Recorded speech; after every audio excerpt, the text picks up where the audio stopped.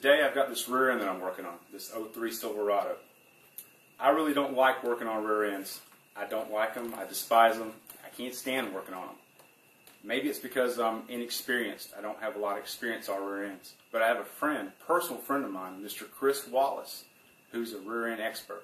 And today I'm going to show you how to replace your rear axle bearings the Chris Wallace way. Alright, step one. Doing the rear axle bearings the Chris Wallace way. First, I prepped a lot of the work so I don't have to go through all the steps. I got my carrier out, and I've got the disassembly of the brakes. First step in the Chris Wallace way is to make sure you're prepped correctly. You can see right here I have this pan.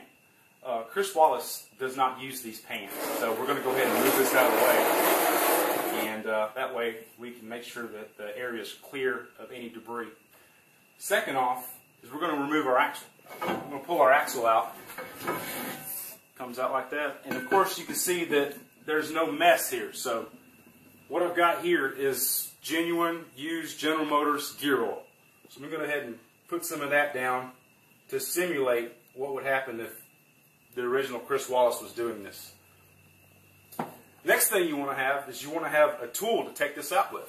And you're going to need a really big tool to get in this big rear end to take this thing out. And just so a matter of fact, I have one. This is a rear axle bearing removal tool. This is actually Chris Wallace's. And of course we're going to put some lube on this so this goes in with no problem there. And we're going to go ahead and stick this in here like this until it's tight.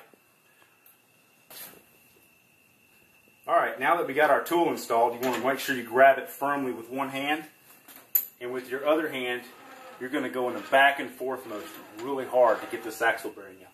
Hopefully this thing will come out really easy as Chris Wallace was doing it.